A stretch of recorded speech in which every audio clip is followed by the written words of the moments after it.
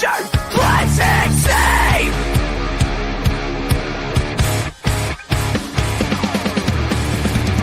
Turn it all down in. The answers to begin. Our soldiers got the spotlight. We're getting never ends. Passion under passion. The topics to explore. On it cannot dorm the sound to enter. In the world we know, we're breaking through the noise. Now the fire is high. With tainted culture's voice.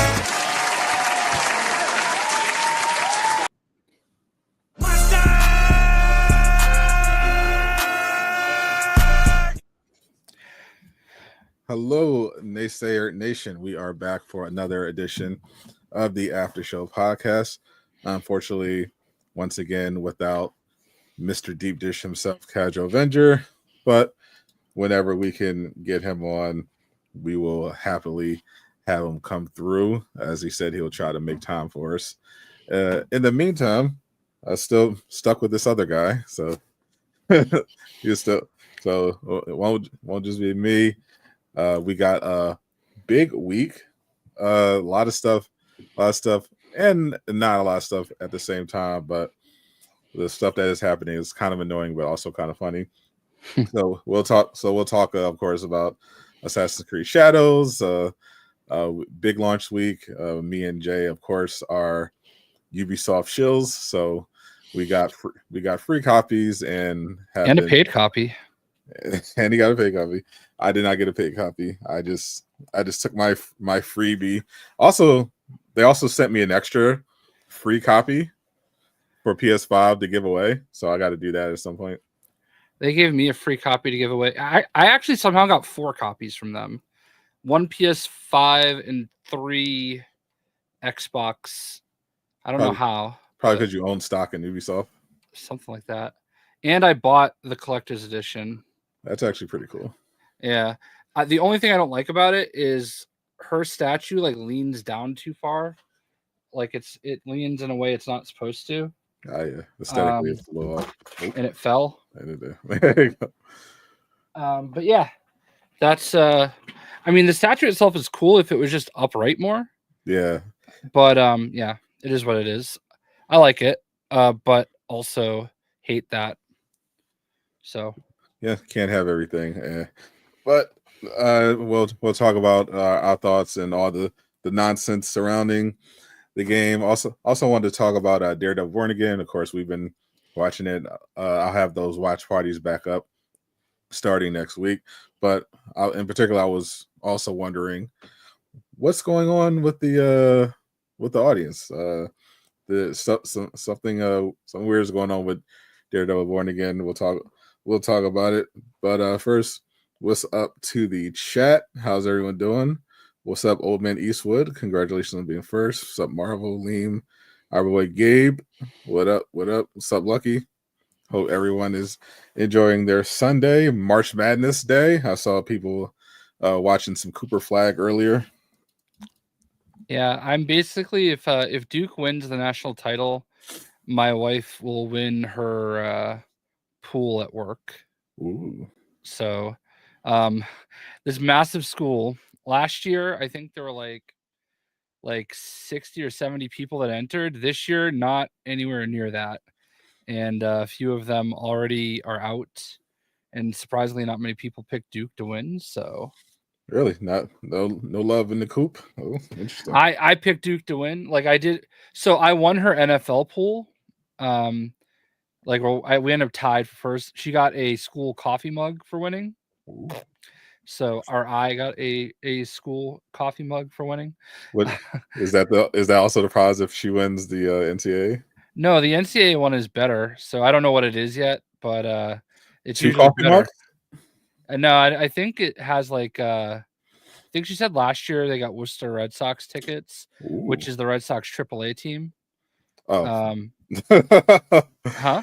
I was about to say, oh, well, you said Red Sox. I was like, ooh. And then you said the AAA. I was like, oh. Listen, Worcester Red Sox, which is the city we live in. So I mean, hey, listen, we have allegedly have the best farm system in baseball, and most of them are in Worcester. So like, Although one of the we have like 3 of the top like 15 prospects in baseball, but it sounds like one of them actually made the Red Sox, so 2 of them will be there in Worcester to start. Well, there's some to look forward to if you're a baseball fan. Yeah, and Cooper Flagg obviously from Maine, so which is weird. Yeah, potentially the number 1 overall pick. He might go back. Yeah, I did see he was talking about how he felt it was going by too fast, and he was interested in going back a second year, which would kind of be crazy. Yeah, but like with Nil now, like they're making lots of money. So, and I'm sure he's making tons at Duke. So, oh yeah, for sure. Yeah. The NIL stuff definitely changes the equation a bit in terms of players' decisions to stay or leave, but then it becomes a question of, okay, well, are you going to get better necessarily? Like, if you're NBA ready already, does it make sense to just go in now?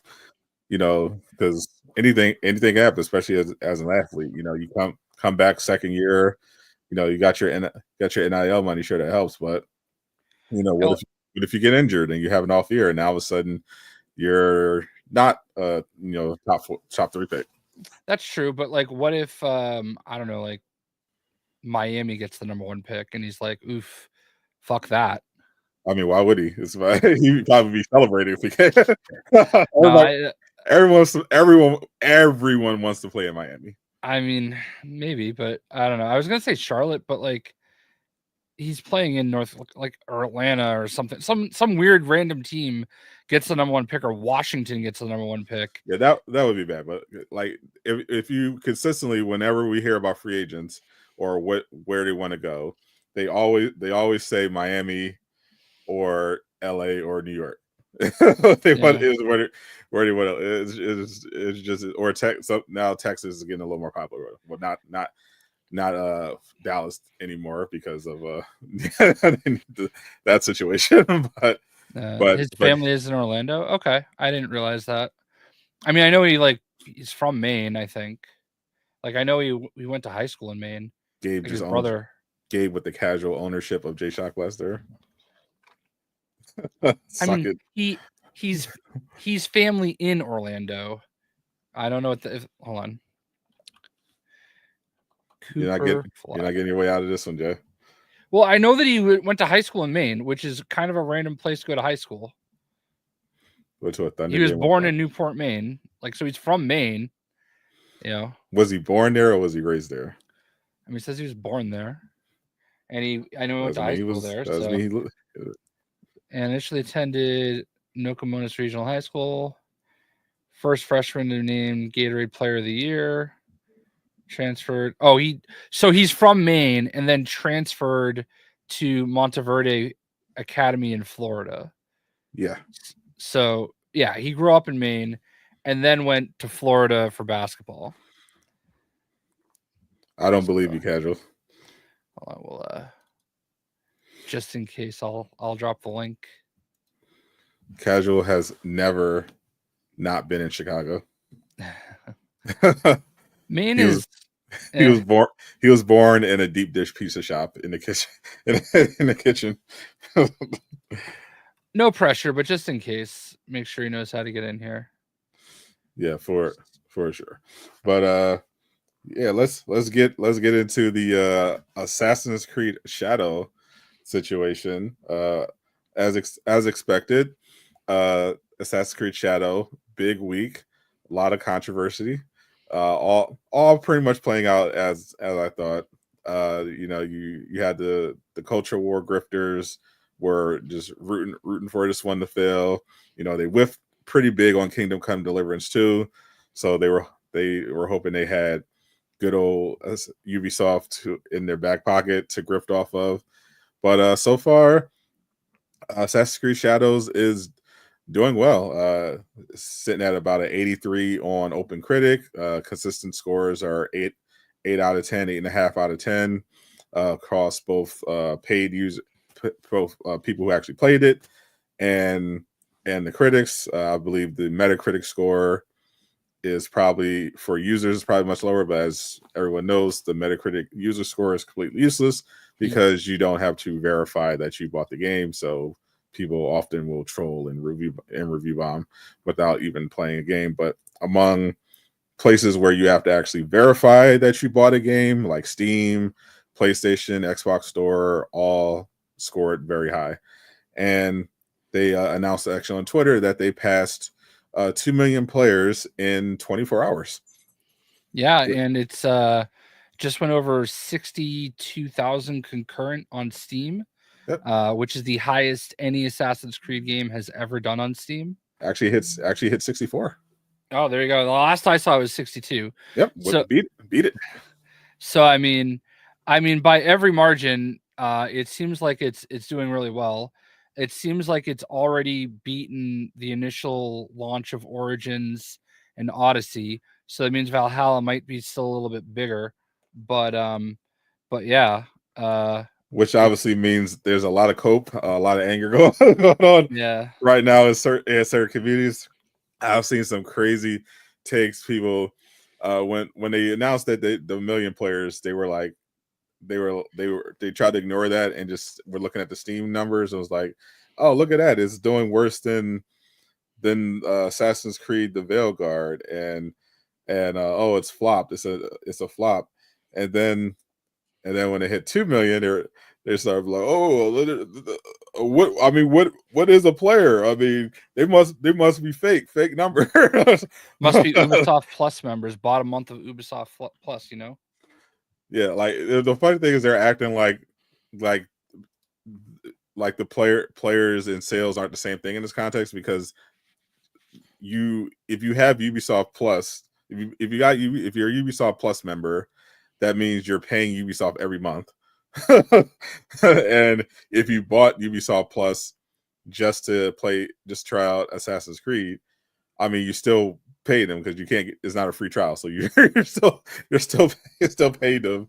You still signed up for the service instead of waiting for it out. So 2 million players. Also, we saw this with Kingdom Come Deliverance too, but these grifters pretending like they don't know how Steam charts work. I mean, some of those people are stupid enough to not know how it works, but they're like, it's 60,000. It says 60,000 players. So it can't be 2 million. It's only 60,000 on Steam because they acting like they don't know one, what concurrent means, which they probably don't. They are fucking morons. But also acting like Steam is like the only indicator of how well a game does, as if it's not on like 4 other different platforms. Yeah. Yeah, and I mean, by all accounts, I think even like the Japanese charts, like their stores are also positively reviewing it. Kind of a funny random side note. I just saw today that one of the locations that's in Ghost of Tsushima and might also be in this game, I don't know. Something happened at one of them in real life, and they have now banned outsiders from visiting. Really? Yeah. So that's kind of wild. I mean, it's like, Japanese culture is very respectful. Yeah. And I think that's one of the things I love about Yasuke is he really seems to have taken to that culture. He always tries to be very proper and respectful, and he is he seems like a good soul. And I just think he looks like you, unironically, racist. As he's, I literally feel like when I said that, I was like, I actually think he kind of looks like you. Racist. So I just enjoy. Jay thinks we all look alike. No, I just think that he looks like you personally, and that we're I just enjoy thinking that you lived in the 1500s. He's like 4 shades darker than me. Okay, I mean, I don't know. You have lights on you. How am I supposed to know? What do you mean? I try to say a nice thing. That's insane. Right. Bigot. Cancel him. I'm just saying that I've got my nice statue of Sadot the Gamer right here. Cancel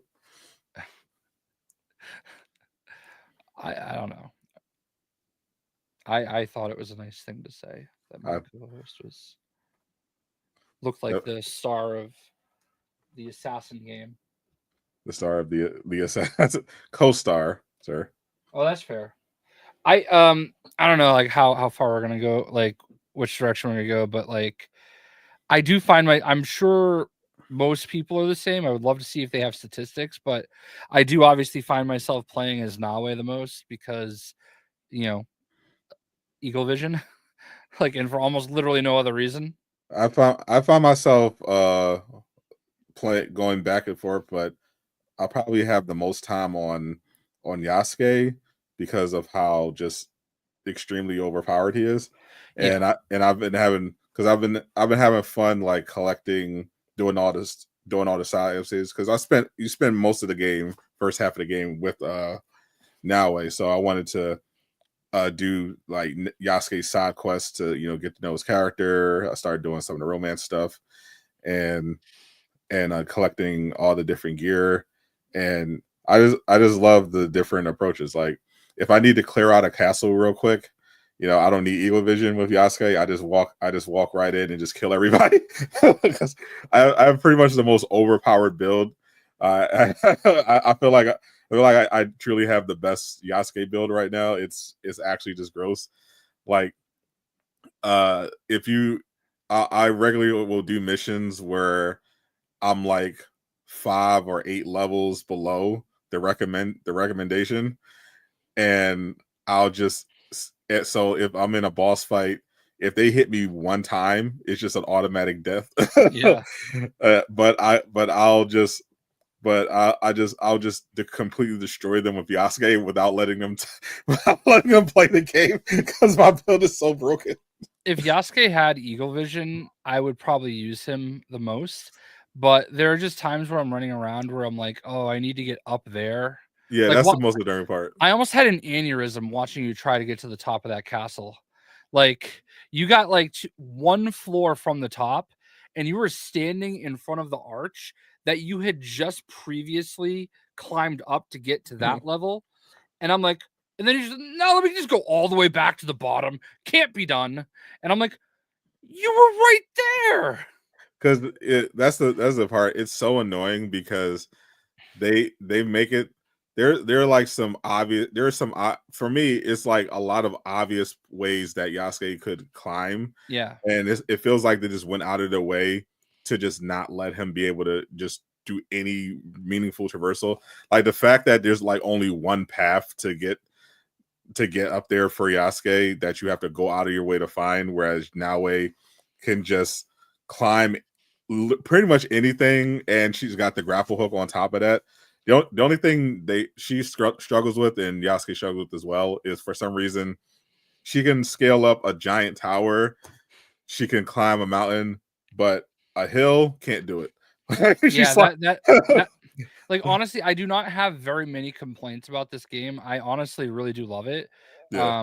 I like, as someone who tries to explore every inch of the game so that I can get all the fast travels open and everything. Yeah. Like there's a lot of dead space, which is just like hills and mountains. And like the forestry is way too dense. Like it's weird. Like I've never been to Japan, but I don't picture it being that way based on the way other games have played.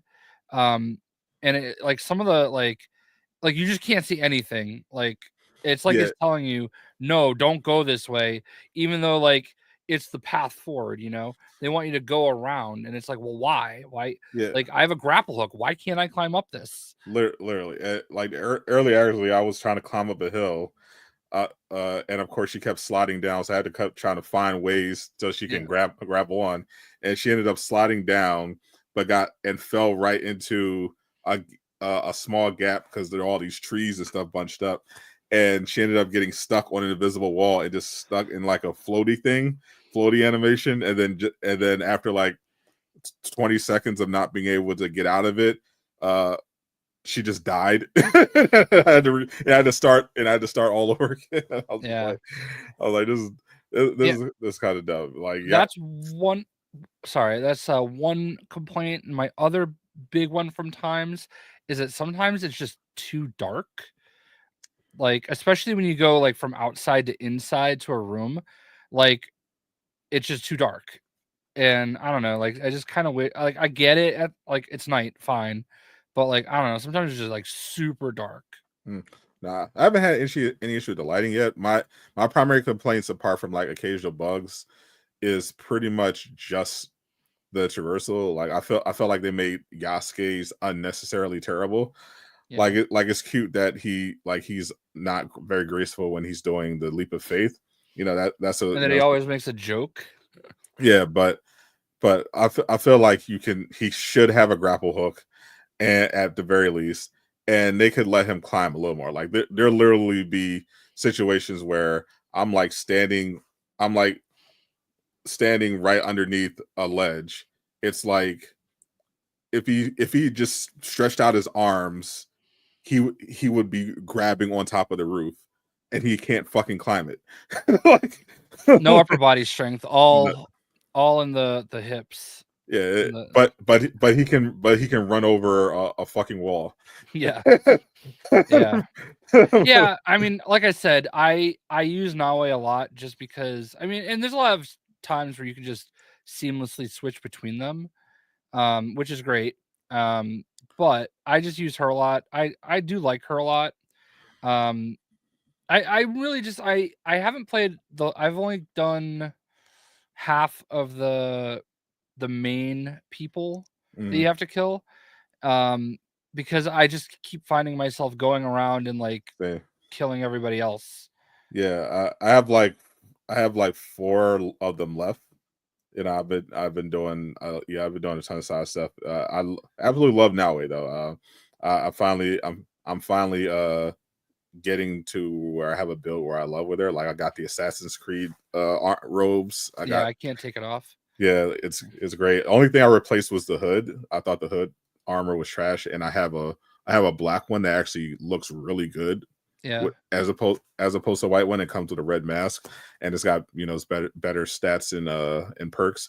But she's a lot of fun. I love her story as well. She's definitely a top tier waifu in my eyes. I did 2 romance options with her so far. The gay and the straight one. Yeah, same. I did the girl with the gun, or the tempo. Yeah. And then the drunk crazy guy. Yeah, that's me. With Yasuke so far I've only done I just did Nobunaga's sister. I am playing on Xbox, but I did get the collector's edition for PS5. The steelbook is really nice. Like that's the one side of the steelbook, and then there's the other side. So super nice. I think I'm legitimately going to end up at like 100 hours on this game. Yeah, I'm already at like 75. Yeah, I've been going through it because even when I finished the story, like there's so much like content left over, and interesting content, like not even just random stuff. Like I still didn't really do the animus stuff yet. There's all the world rumors I've been unlocking.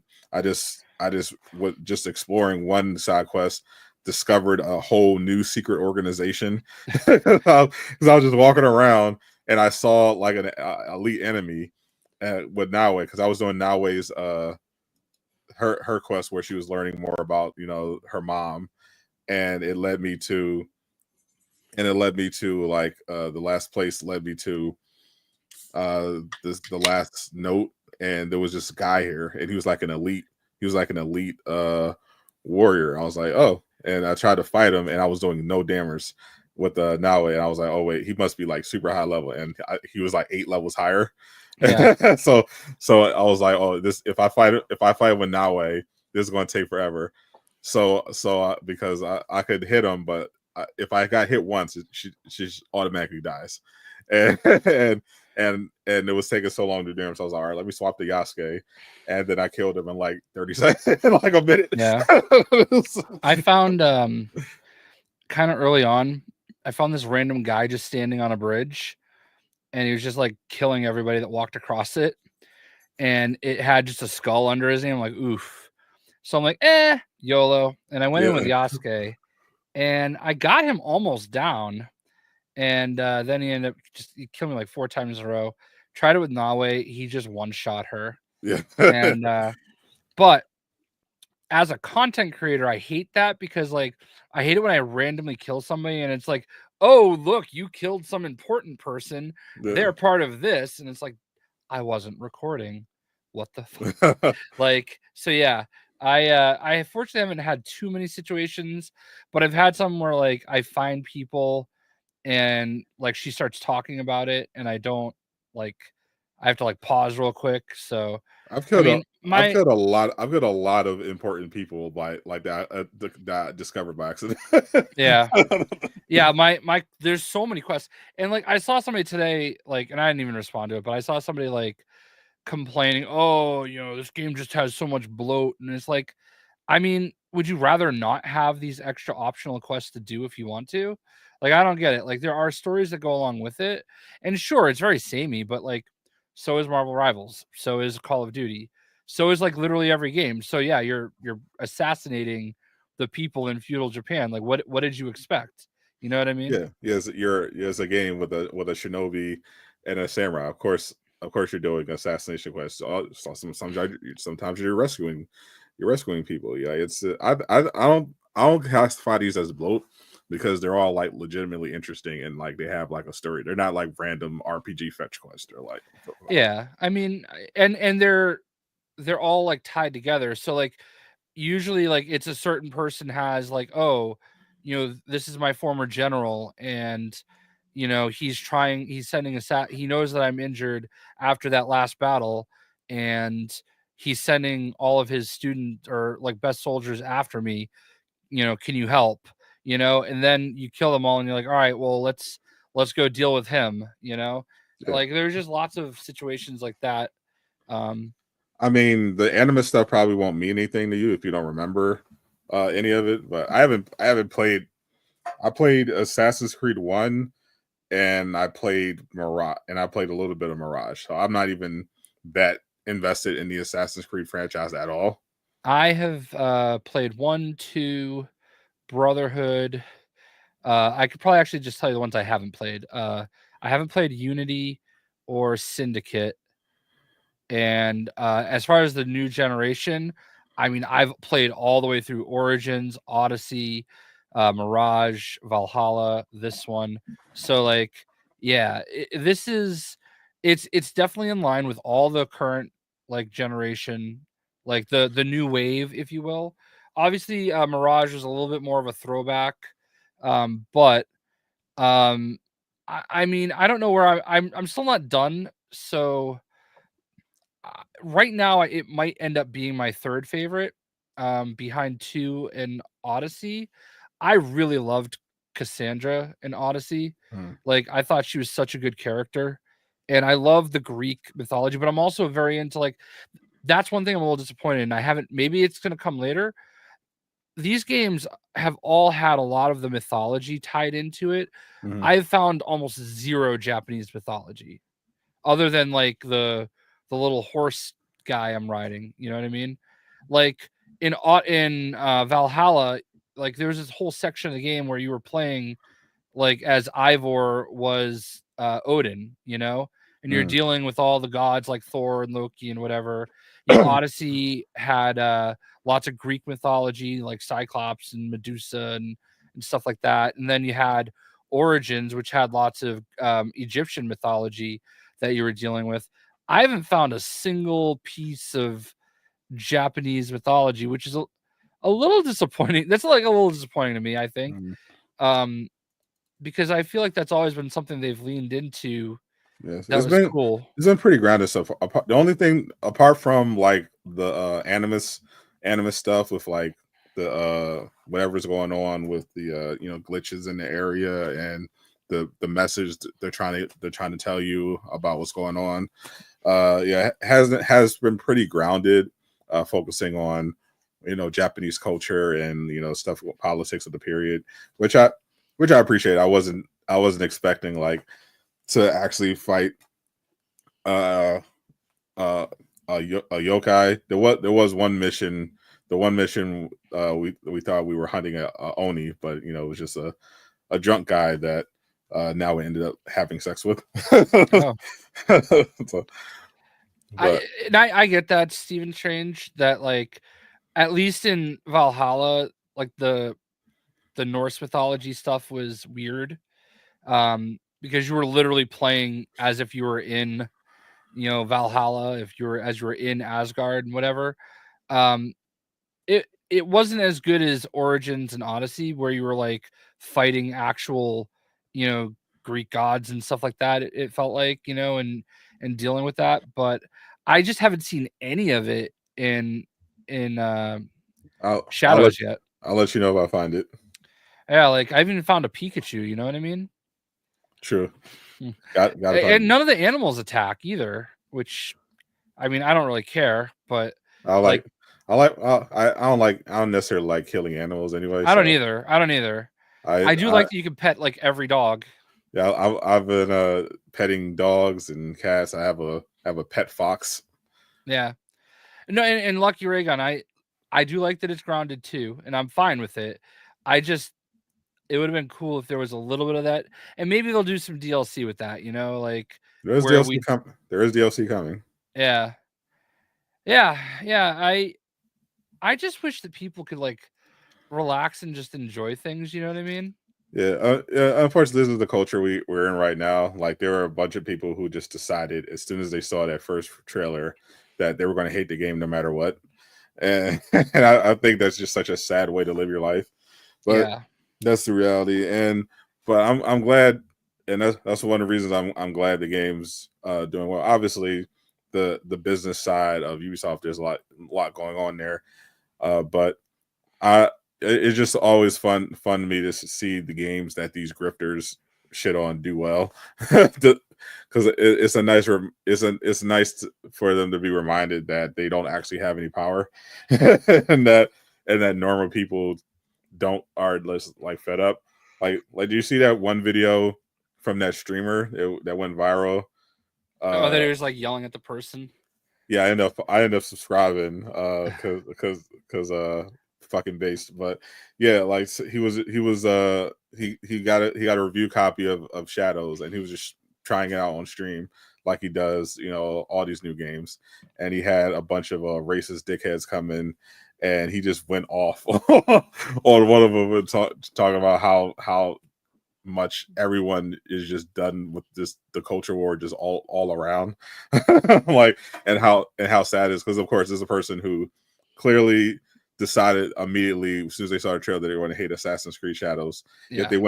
Yet they went out of their way to look up his Assassin's Creed Shadow stream, go in there and sit there and complain about the game. Yeah. That's the funny thing about like today's online culture, if you will, is that like people will go out of their way to find the shit that they say they hate and spend so much time engaging in it. And it's like, why? Like there's so many things that you like. Why? Like how is it hard to just tune out and do something else?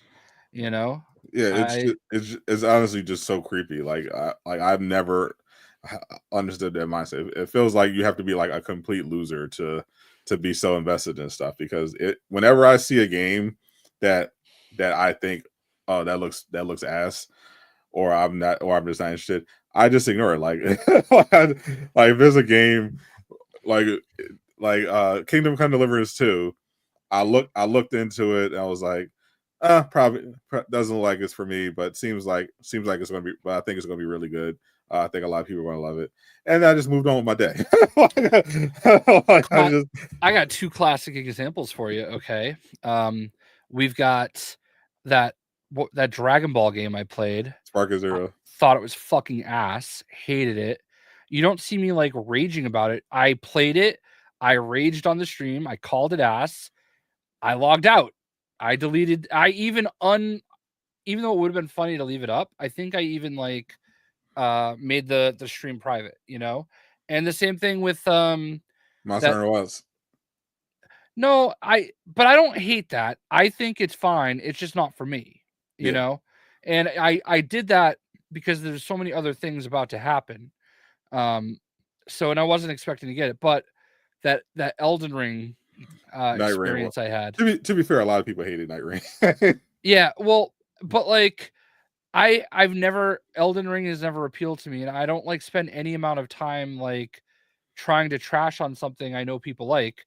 Like my guy Otter is like a massive Elden Ring fan, and he played that Night Rain stream with me, and I actually think he didn't talk to me for a day because of how bad I hated it.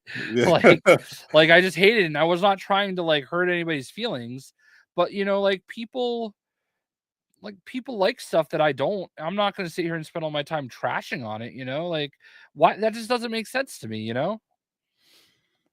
W Eastwood still Eastwood shows up in my Fortnite streams. He does not give a shit, you know, but he's there to like support. So it's like that's how I feel. Like I'll watch other people play Elden Ring. Yeah, you for know, sure. like I'm pretty sure. Legion was streaming it earlier. Yeah, like I feel like I've watched people play it, and you know, I don't have a problem watching it. Like, and I'm there to support. I'm glad people like it, but like I think it's. All right. So I mean, you know, Casual says it's a terrible introduction for new players, and that might be the case. But yeah, yeah, I still intend to play. It does help. I still intend to play Elden Ring one day. I did buy my $20 copy. Yeah, but I'm definitely. Yeah, I'm gonna get through Shadows. Then I'll probably go back, finish Monster Hunter, and then I'll probably start my Cyberpunk playthrough. Nice. Because there's so much. So I'm taking the opportunity now that there's kind of like a lull in big releases, at least until Lost Soul Aside in May. I'm looking forward to that. Adamfall just came out, and I kind of want to try that. Yeah, Adamfall wasn't on my radar, but I know I think a lot of people are going to like that. Marvel Rivals Season 2, of course, definitely going to be, you know, tapping in just so When's I can that? make my content. What am I allowed to say? Oh. So I must not be in the cool kids club because I don't get anything. You should. I mean, you should be able to, I think so. You should be able to have access to that information. I just asked Jessica. I think Arya would be able to tell you give you an idea as well. But yeah, I have a general idea. I think we could say yeah, they're on like a 6 or 7 week cadence. So we're getting close to season 2. You should probably start expecting promotion you know, maybe at the end of March, maybe sometime in April. We should definitely have season 2 by like mid-April for sure, with a promotion starting before that. I mostly asked because Eastwood and I still have to play our 10 games. You haven't played your 10 games yet? Not our 10 ranked games, no. Because, you know, I am the quick play god. True. Yeah, actually that's another big thing, you know. Yeah, I'm definitely looking forward to season 2 because I'm ready for new characters. So the one thing I am concerned about is that if season 2 is only doing 2 characters, then that means we're only getting, you know, one at the start, one character in each part. So yeah, and one at the end of the season. So it's definitely going to feel different. It'll be interesting to see how to adjust with, you know, only one new character in the pool if they, you know, scale down, because I expect them to do, you know, like 5 characters every season, but I feel like 3 would be great for season 2. You know, start us off with 2, and then we close it out with 1, because, you know, I feel like if we only have one character, it's not going to feel quite as fresh. But, you know, we'll see if they add some new stuff. I know one of the big things people are hoping is changes to ranked. A lot of people. It's funny seeing seeing this. Like early on, people were complaining about rank. They were especially complaining about the matchmaking. A lot of people complaining about the matchmaking. They're getting paired up with teammates. And then after doing research, people were saying, "Oh, it's because the matchmaking is designed to keep you engaged rather than just put skillful people together." They called it engagement based matchmaking, and and you had like top players and streamers, who don't really do matchmaking much. They play with six stacks of with former Overwatch pros, and basically told everyone, "Oh, get good. It's not your teammates, it's you. You suck." Blah blah blah. And then it's hilarious seeing those exact same players say, rank sucks. The matchmaking is terrible. EOM engagement based matchmaking is the worst, and rank is inflated, and my teammates are soldier. Like we're seeing complete 180s in the rank, in the way we rank, and a lot of people are blaming it on them not doing the reset, but I think the issue is that rank fundamentally was always flawed.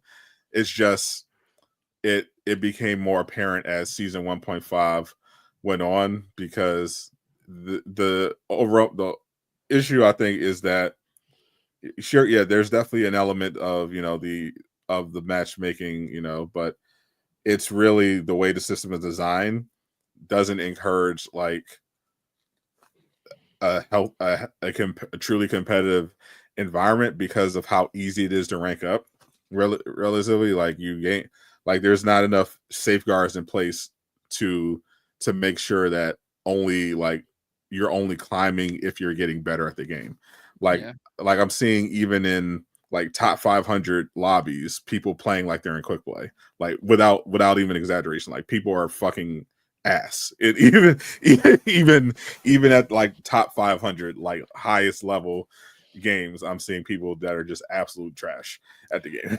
Well, speaking of Marvel Rivals, in the last week or two, Marvel has dropped some comic books that have Marvel Rivals inspired covers. So I picked up a couple of them this week. They also revealed those new Shinobi inspired skins coming. Yeah, those look really cool. So I got a couple of these books. They're some of the art you will absolutely recognize, like this. Ooh. That was in the game. Love it. Yeah, and Jeff, best boy, and then we got my lord, Goon Knight, and then the last one I got was this one.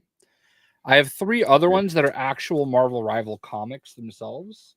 They're on the way. I got these from Midtown Comics, who ship, I believe, just about anywhere, and their prices are always really good. So, not sponsored. MidtownComics.com. Hashtag not. Sounds like a sponsor, but yeah. I wish I'm honestly, my favorite artist, David Nakayama. I just found out he's going to be there on Thursday, and I'm contemplating finding a way to get there. But like their main store that he's going to be at is in Times Square. And I mean, I just don't really want to drive there, say hi, and then drive back. But I've got his art book, like this cool David Nakayama art book. And he did say at New York Comic Con that if I had it with me, which is so big I didn't want to bring it, that he would like do a drawing in it, which would be kind of cool. Speaking of Marvel Comics, did you see the whole situation with Dustin Nguyen? I did, and that is kind of coming off of another situation with Rob Liefeld, who said he's done with Marvel.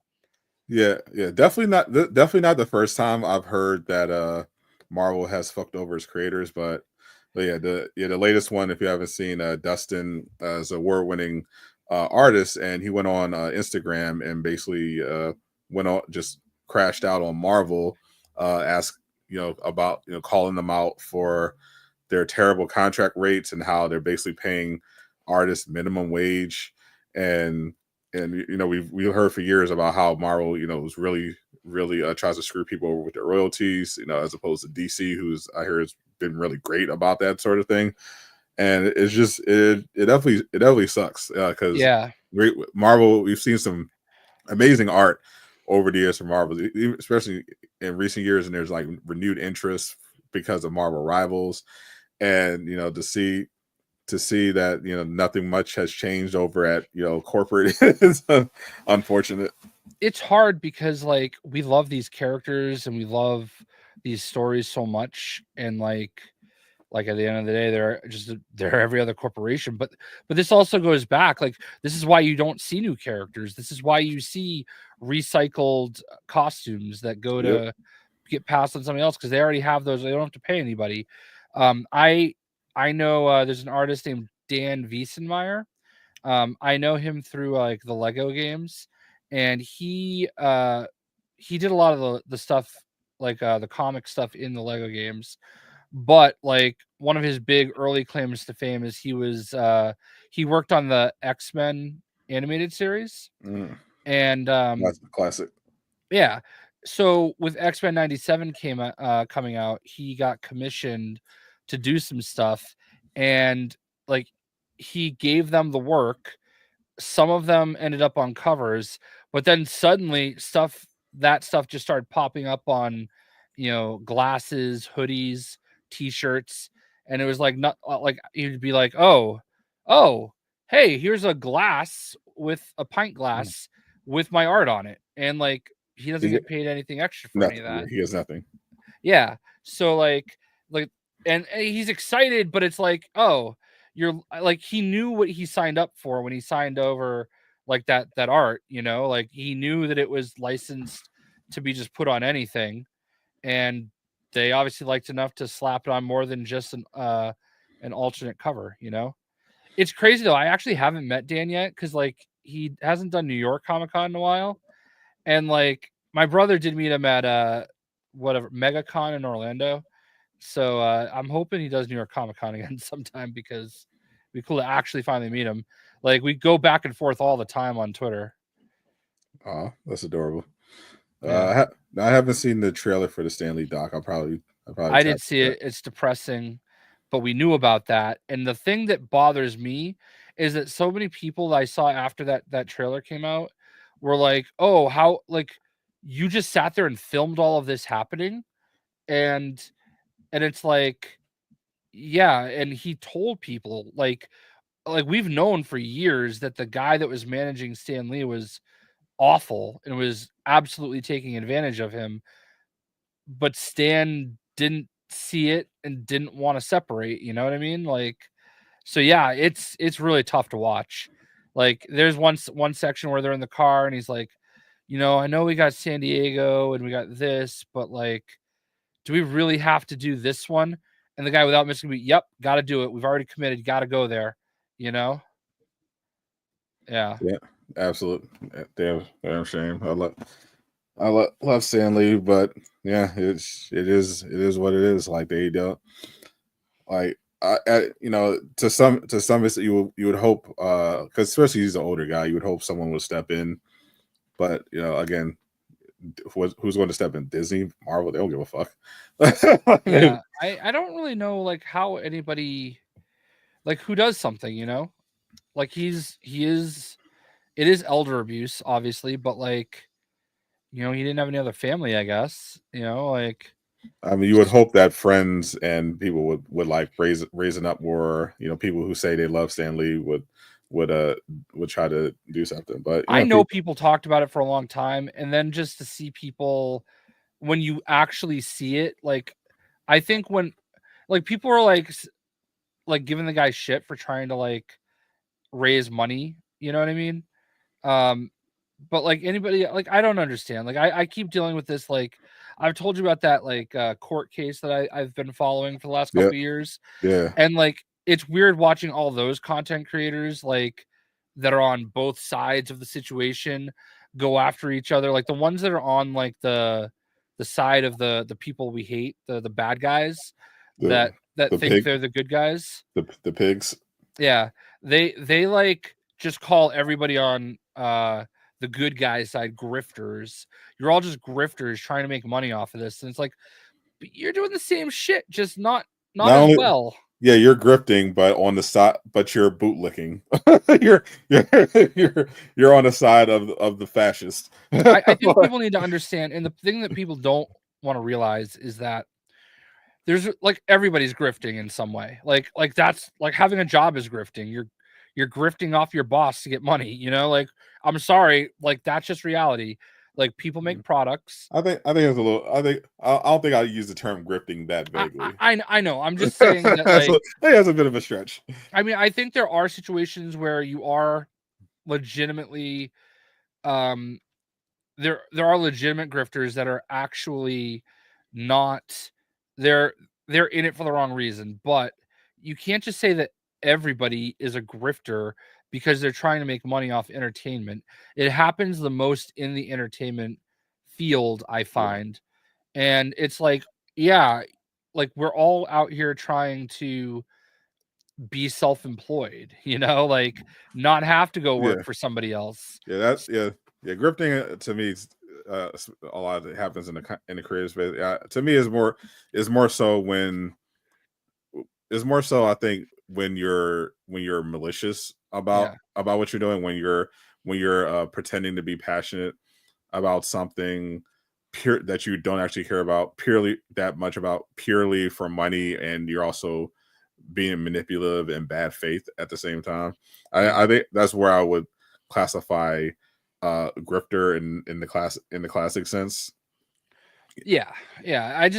It's just annoying. Like, I see it a lot. Obviously, we see a lot in our line, in our world, our bubble. Yeah. But like it seems like I see it a ton in that situation.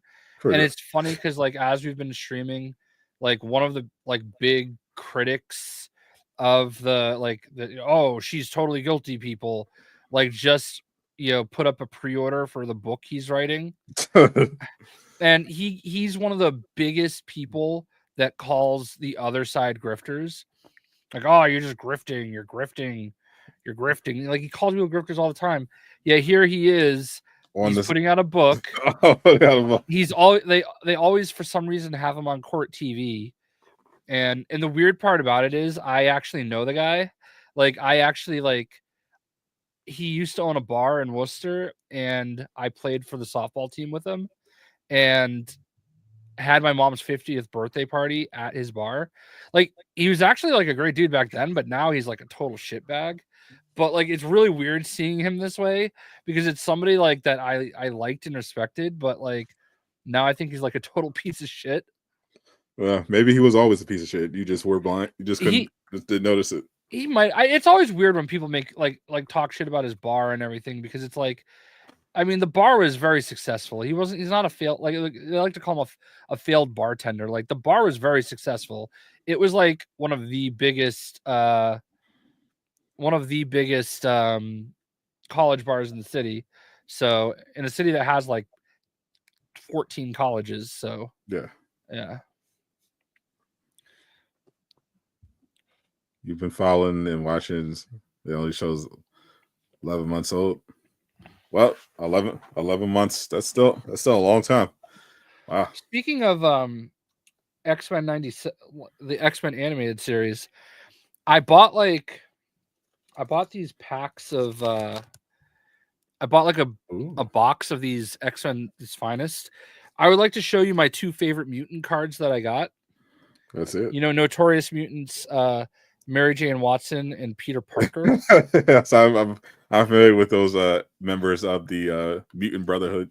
Yeah, I've been getting like a lot of videos in my feed about like card rips and everything. Obviously, it's usually like Pokemon. But I got like this really weird card. It's like almost like a cell. It's like super thick. And it's Callisto, so I don't really care. But I did get two rare cards. I got this one right here, Sunspot. It's number 6 of 25. So there's only 25 of this version. And then I got this one right here, which is number 65 of 199, Cloak. Ooh. I guess they're called refractors. And then I don't know what these are, but like these are also kind of cool too. So the box was like so expensive, and I kind of like what do you call it? FOMO bought it, and I have no idea what any of this is worth. I mean, you got Gambit, so worth it.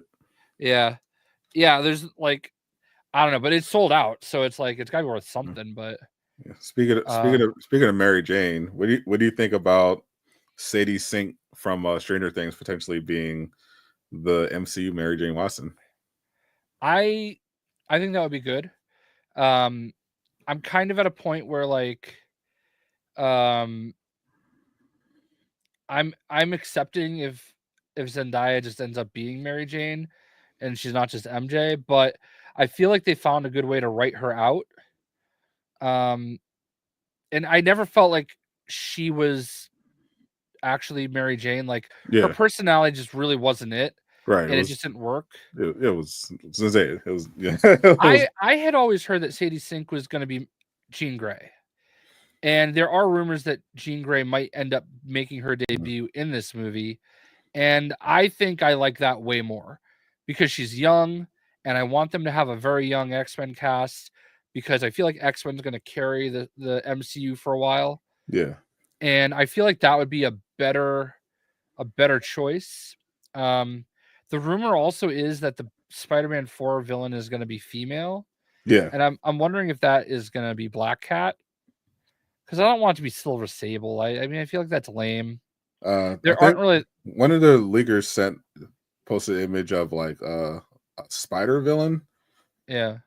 A female spider villain. I'm not familiar. I wasn't familiar with the character, but she was like a spider villain and spider based villain. So who knows? The rumors have been like all over the place for Spider-Man 4. I just saw the latest roundup from Rickman saying that Feige is actually worried about the Russos directing the Avengers movies. It's too late to replace them, obviously, but he said the rumor is that he's going to be monitoring the films closely to make sure they're as good as they need to be.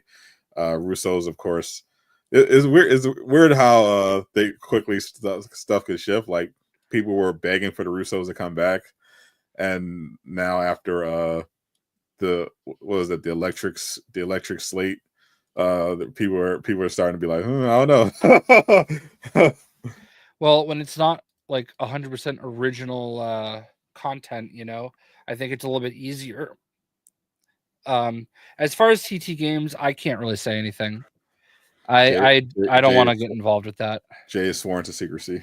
Yeah, I don't know when we're going to hear something. There was something that dropped last week where Lego is forming their own in-house studio. I do not think that will impact TT games, but we'll see. Yeah. Also heard that the game that WB San Diego was working on before it got shut down was a kart racer. I'm sure it wasn't a Batman kart racer, otherwise they would have definitely kept him.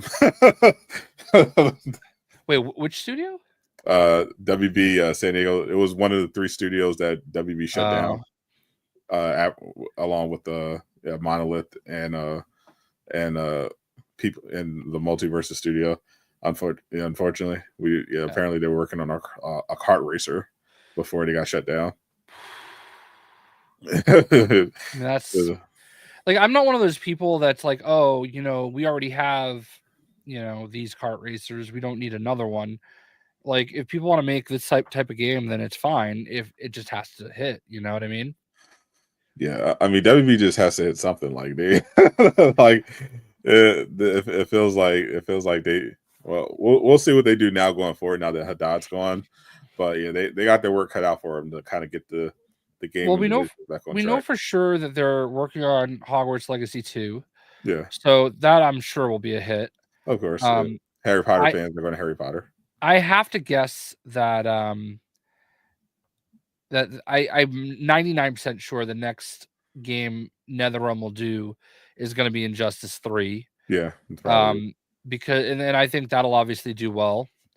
I trust NetherRealm to put out, and I'm glad they're like taking a little break from Mortal Kombat because some of those fans are a little over it. Yeah. But and they originally wanted to do Injustice 3 anyway instead of Mortal Kombat. The circumstances, COVID everything just didn't work in their favor, and they had to do something. Yeah, and obviously TT Games, their next game will be a hit. I think it'll be a really monster hit for them. So I mean, they do have games in the pipeline.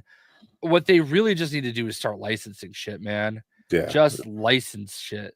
Like, you've got your internal studios, they can make some stuff, but like, all right, cool. Let's just obviously we know Rocksteady is going to work on a new Batman game. That's no brainer. That's going to happen. No. Yeah, unfortunately. Yeah. So, and then Montreal, let them do whatever you have them do, and then that doesn't have to be it. Montreal is. I'm worried about Montreal too because right now they're basically a support studio now, but yeah, they might be in danger of getting shut down. But we'll see. They're pitching, because they got fucked over pretty bad by Haddad, but right now they're pitching a Game of Thrones game, but mainly they're being used as a support studio. But apparently they're pitching a Game of Thrones thing. They great. Yeah, they were also hiring for a DC game. Yeah, Game of Thrones would be great, and it's shocking to me that, like we've talked about this before, it's shocking to me that there hasn't been like this big Assassin's Creed, Ghost of Tsushima style world with Game of Thrones. Yeah, like it seems like they'd be perfect. They missed a lot, like especially while Game of Thrones after season 1 of Game of Thrones, like WB should have been working with one of their studios, probably Monolith actually, would have made the most sense. Yeah, to do like a Game of Thrones Nemesis system, Game of Thrones open world, something like that. The fact that they waited until after like the Game of Thrones hype mostly went away to try to push it is fucking classic WB. I mean, they still haven't done a sequel to DCUO, even though that's like one of the longest running games in the world right now. So obviously there's a market for that. And we just saw with Marvel Rivals, people still want a multiplayer superhero game, and there's been sitting on it, not really doing anything. It's crazy. Like there's so much potential that they just have not been taken advantage of all these years, and it's baffling that these people make all this money and they have no common sense. Lego and Pokemon is going to be literal Lego sets. They announced this week that they're working with Pokemon. Basically, it's Pokemon switching from Mega Bloks to Lego because they've been working with Mega Bloks. So it's not video game related, though that would be cool. Spider Queen was who Daniel. I think it was Daniel Rickman. One of the leakers shared a picture of Spider Queen when they were talking about the MCU, the Spider-Man 4 villain.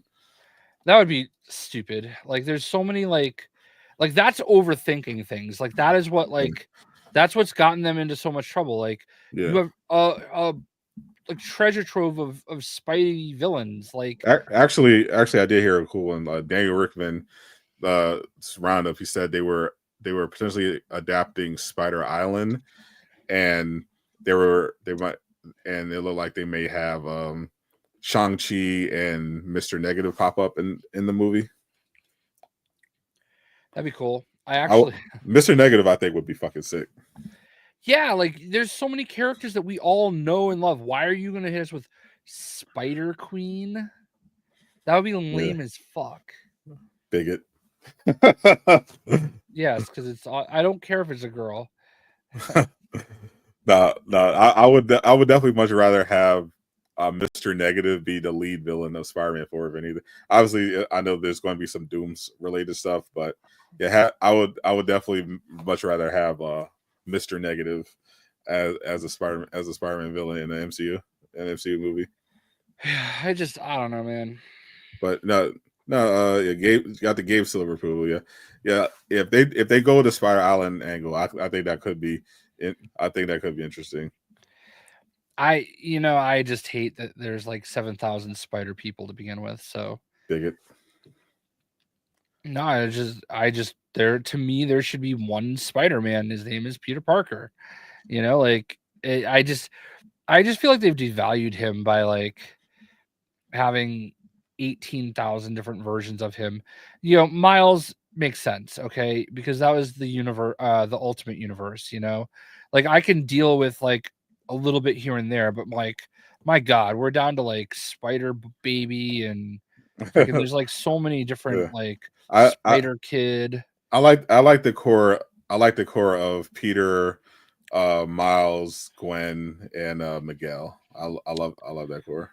Yeah, I actually don't hate Miles for any reason. Like I like Miles a lot. I think, and we've had this conversation many times, I think Miles would benefit from having his own identity, and I think he should have been Ghost Spider and not Gwen. True, definitely makes more sense for him to be Ghost with it, considering his camouflage powers. Yeah, and I don't feel like you're gonna call him like Spider Venom because like there's already a Venom. Yeah, so like, but Ghost Spider would have been perfect for him, and I don't understand why they gave it to Gwen. No, instead they gave him Spidey. Yeah, they almost did that. That was awful. Spy SPY-D. I mean, it's better. Fade. It's better than when they made him Thor. I mean, that was a what if. That was the worst. That might have been the worst. One of the worst things ever put into print since Mein Kampf. That was fucking. That was. I can't believe they got away with that. Really, I don't know. There was an America Chavez comic, and the writer was a little controversial that they had writing this run, and she put a line in it where she was trying to make her catchphrase "Holy Menstruation." Oh. Yeah. Yeah, that was a thing. Oh, God. This is why I read manga. Jesus Christ. Static Spider. I mean, that sounds kind of cool, but static Spider. We definitely got to brainstorm something for Miles. Yeah, I definitely would rather him have a cool name, like a cool, legitimately cool code name. Yeah. Rather than just be Spider-Man. But, yeah, I mean, I don't know. It's always just been weird to me. It's like, oh, which Spider-Man are you? Like it's some kind of a stormtrooper, which surprisingly they don't have like a spider army of, I'm a Spider-Verse enjoyer though. It'll be a while before we apparently get beyond the Spider-Verse. I don't know what the hell's going on over there, but hopefully it's out by. I mean, it's surprising we're getting GTA 6 before we're getting beyond the Spider-Verse. We don't know that. I mean, worst case scenario, GTA 6 gets pushed to February 2026 or around that time, and best case scenario, it sounds like Beyond the Spider-Verse is like 2028. like it's bad. It's a tough situation, unfortunately. But no, we won't have to at least wait too long for Daredevil season 2 because that was already greenlit for 2026. They definitely did it before they saw the ratings. I wanted to figure out what your take on this because I'm enjoying Daredevil Born Again. I think it's really good. I think it's been really good. I think it's gotten better in each episode. But the first week definitely was not what I was expecting in terms of viewership. Mm-hmm. They reportedly hit 7.5 million views the first week off those 2 episodes, which for context is lower than Agatha All Along, The Acolyte, and Ahsoka. Oof. Yeah. I mean, it's wild because like Daredevil is that show that everybody's been asking for. Yeah, it's everywhere. It was like people there was so much excitement I saw online when we found out that they were bringing everyone back. It's very slow. I think that's one of the issues I've had with it. One of the few issues I've had with it. Yeah, Is we needed 4 episodes before he's like ready to put the suit back on, you know what I mean? And it is kind of like I'm appreciative that they're on location. They're doing everything on location and it's not in a, a studio room, like a blue room or whatever they call them, yeah, like a sound stage or whatever. I really appreciate that because it does make a difference. It makes it that much better. But um there is it's a lawyer show, you know what I mean? yeah, We're not it's missing some things and maybe the second half we're going to start to get there, but when you're doing 8 episodes for the first part of the season or however they're calling it, I really thought we would get more Daredevil. I understand episode 2, like having most of episode 1, we got that cool moment, and then having maybe episode 2 you're doing a little bit more lawyering, but I thought he'd get the suit back on a little quicker. If we were doing like 25 episodes this season, then sure, but we've got 8, and then maybe what, 8 more. yeah, maybe, yeah, something like that. And I've been enjoying. I actually do that. Actually, I'm glad that they did the lawyer stuff because I think the lawyer stuff was actually one of the things that the original series didn't do particularly well. It felt like the he was like sure he was a lawyer, but it felt like they just used the lawyer stuff kind of as a means to an end and didn't really take it seriously. Whereas I feel like in Born Again, we've actually got to see Matt act like an actual lawyer and show off his skills there, which I appreciate because I thought the White Tiger trial was really well done. Yeah, no, I don't disagree. Like I don't mind the lawyer stuff. It's just yeah, I mean we're getting there though. The stuff with too too Frank was really good. too violent. Did you not watch the original? Did you not watch the Netflix series? Yeah, yeah, Yeah. it's right. Yeah, that's kind of the whole thing. That's kind of like the whole point of Daredevil. It's violent because they wanted to match the original series, which was incredibly violent. Yeah, he is a very good lawyer. Like he got obviously things didn't quite work out with White Tiger, but he won the trial. Yeah, that scene with the cop that he beat the shit out of in episode 4 was really good. Yeah. I Oh really yeah. liked, like, I'm interested to see how some of this stuff turns out and everything, but yeah, I just kind of wish, I don't know, there's more. I love seeing Punisher back. I was all they they always have such great chemistry. I heard that the original this came out. Uh, we obviously heard a lot of stories about how bad the original Born Again was, but apparently John Bernthal straight up said looked at it was like I'm not doing the show. Like he was originally out, like he saw he read what their plans for the character was, and he was like, yeah, I'm not doing this shit. And I think that might have been one of the contributing factors because they were like, well, it was like, oh, we're going to get Daredevil Warning, we're going to have Punisher, and then when Punisher said, no, this is dog shit, I'm not doing I'm not doing it.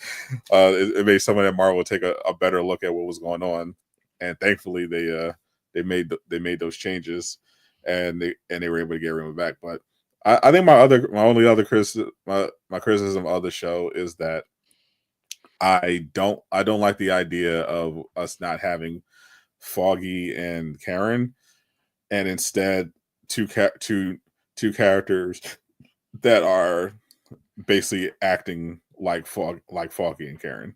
I, Yeah. I I felt like they didn't need to sacrifice Foggy necessarily just to move the plot forward, and even if you did that, I didn't think there was a reason to like get rid of Karen. Like like just having them all in the first episode and then basically not seeing them anymore. I don't think it's interesting because the new characters just quite frankly just aren't interesting as Foggy and Karen. Like I don't care about that lady at all. Yeah, I don't either. But it does make sense in a way to tie in the therapist, his girlfriend. Yeah, I think the therapist angle is pretty good, especially considering who she really is. But she's working with Muse and Wilson. Yeah, but just not having like a Karen stand-in instead of actually Karen is just not working for me. And this is something that a lot of people have said because Foggy is coming back next season. Yeah. So I kind of feel like it is possible, but I don't know. He heard his heart stop, so I don't know. We'll see. I mean, we've seen a lot of stuff. Like, I mean, technically, Kingpin got shot in the face, and he got better pretty quickly. We've seen, we heard his heart stop, and they had a funeral. So I think it's it's probably fair to assume he's dead, but Foggy wouldn't be the first character in Marvel, even in a Daredevil series, to come back from the dead.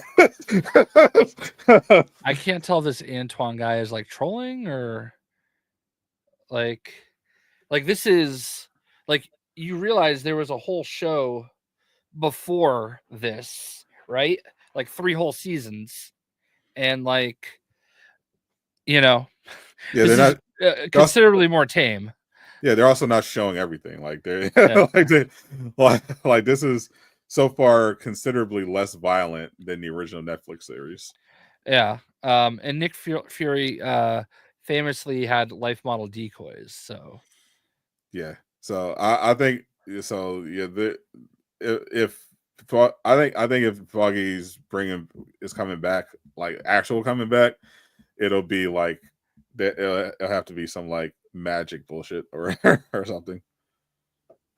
You forgot those 3 seasons clearly because like the original Daredevil had a lot of violence. It had sex. It was a Netflix show. Yeah. Like Netflix doesn't have the restrictions that Disney does. Like they can do whatever the fuck they want. Like, and they did. I think he could come back, but yeah, I'm more so like would just wish that we at least had more Karen because the guy's okay, but it's just like it's not quite the same seeing Matt without any of that old crew, and the replacements just so far aren't that interesting to me, but everything else around it I'm really enjoying. I love Kingpin's always great. Love Sons of D'Onofrio. Punisher's back. Muse looks like he's going to be interesting. I think it's going to close strong. I think the season's going to close strong. And apparently, there's 2 episodes on Tuesday. On Tuesday, is it? I'll bet. Let me check. Daredevil. Was it 5? Would it be 5 and 6? Yeah. Well, let me check. 5 and 6 release time.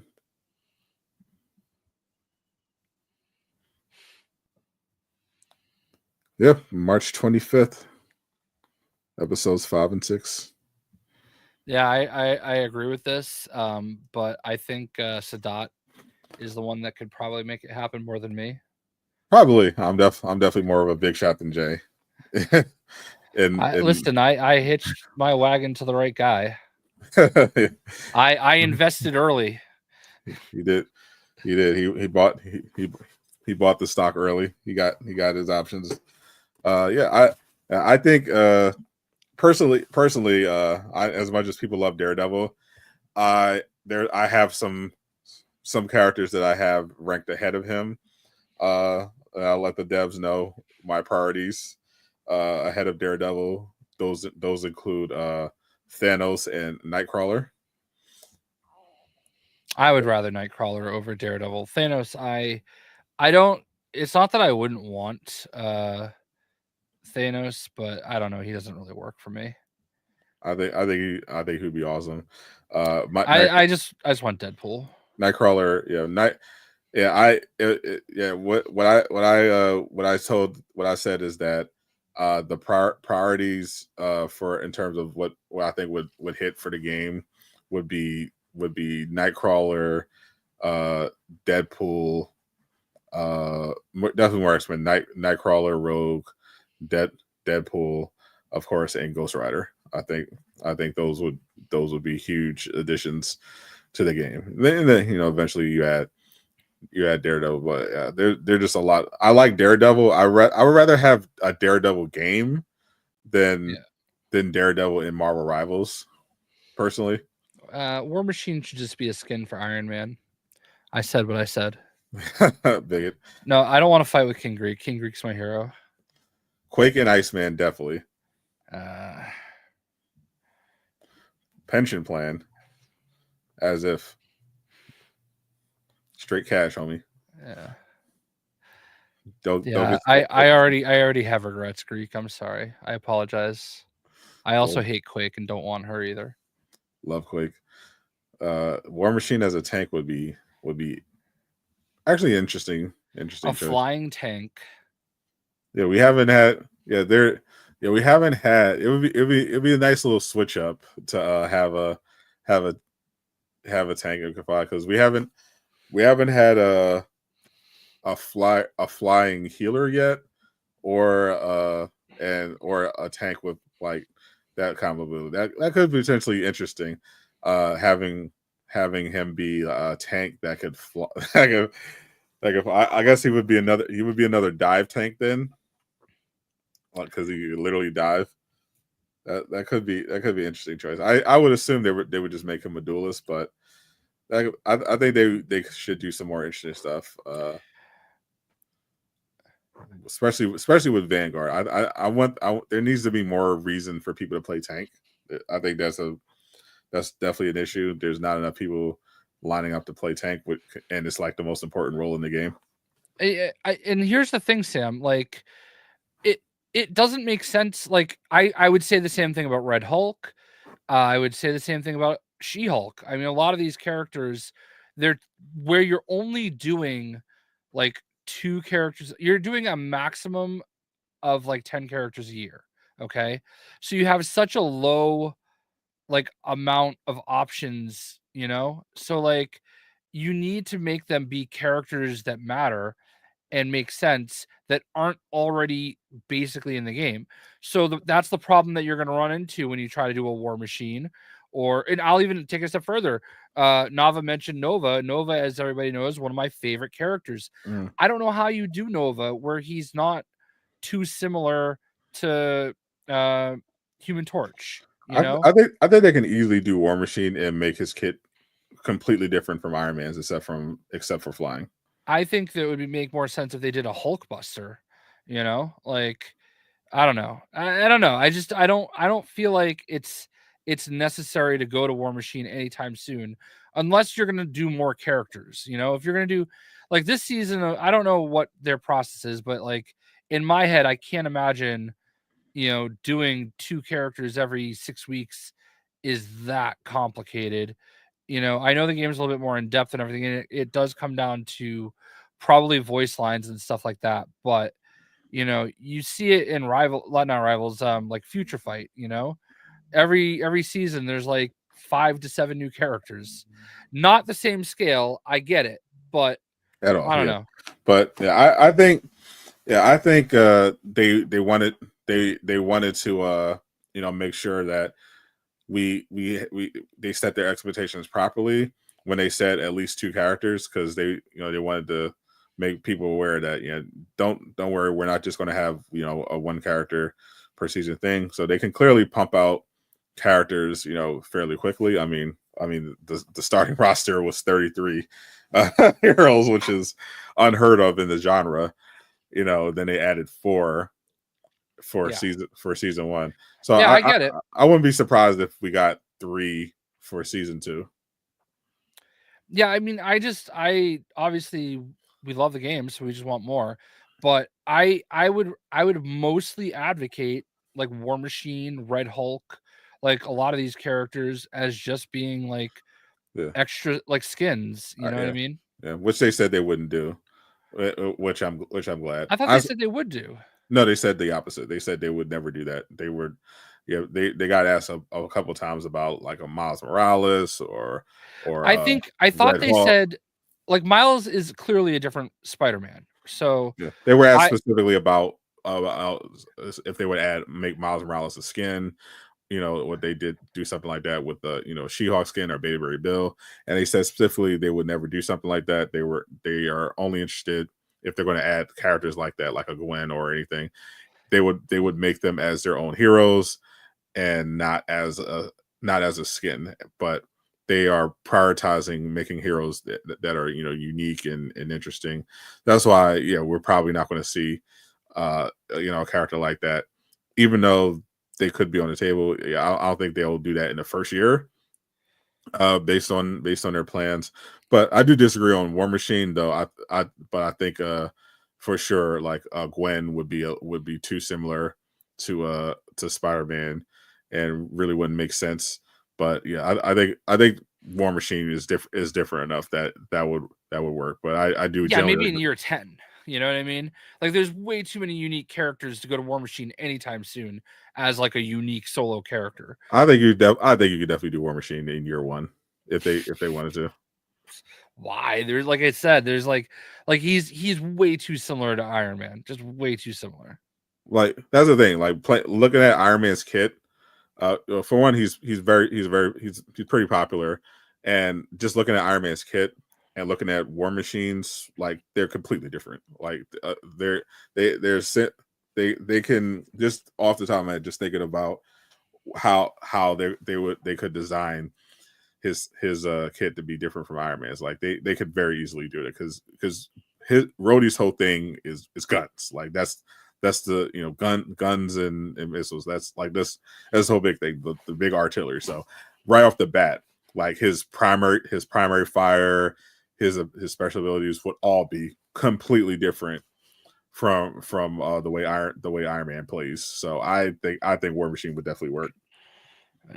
I don't see a point in going to him anytime soon when there's still Captain Marvel. There's still plenty of like Jean Grey. There's plenty of other flyers, that are way ahead of him. I think War Machine. Yeah, I think obviously we know kind of what characters they have or they're considering in the pipeline, and there's definitely way priorities that I would put above War Machine, but conceptually 100% War Machine would be very different from Iron Man, and I wouldn't. And if they announced him as part of one of the upcoming seasons this year, I wouldn't be mad at all. Like I would think it's lame. unless he's the only character, I think it'd be great. I just look at it as there's like so many characters that are unique. You think about Gambit, Nightcrawler, then you got, of course, you're going to get to Captain Marvel at some point. Like there's just so many characters, Jean Grey, Cyclops, the whole X-Men basically, Colossus, Juggernaut, like there's all these characters that like are very unique. There's nothing really like them. And then there's War Machine, who's just one of like 73 different armors for Iron Man that all do something different. Yeah, but I still think he'd be a really cool character. Like a War Machine kit would. I'm just thinking about how they could do a War Machine kit. It would actually be awesome. Yeah. I definitely think they would cook. They definitely would cook for that. I would think it's just a waste of a slot. I honestly think that him, Red Hulk, Red Hawk, I think is different. Like I wouldn't, but like they're like if they announced War Machine, most people would be very excited, and I would be excited for them. But like theoretically, every Iron Man suit is made specifically to be different than the core Iron Man suit. You know what I mean? That's why I don't really like. Sure, I'm not disputing. Could they do it different with the guns, the machine guns. It'd basically be like, I trust me, I would love to have a Punisher War Machine outfit. That would be sick. But like, I don't know. There's so many other unique characters I would rather have before we start getting to, essentially another suit from the Iron Man arsenal. I think Rhodey would be awesome, but I would definitely rather have if he comes after the X-Men season, I would be perfectly fine with it. Yeah. But I would year 7 for me. Year 7 is crazy. Yeah. year two at the most. Yeah, there is literally no reason to have him anytime soon. There is. He's War Machine. He's awesome. Like people love War Machine. A lot of people love Gambit. A lot of people love a lot of characters.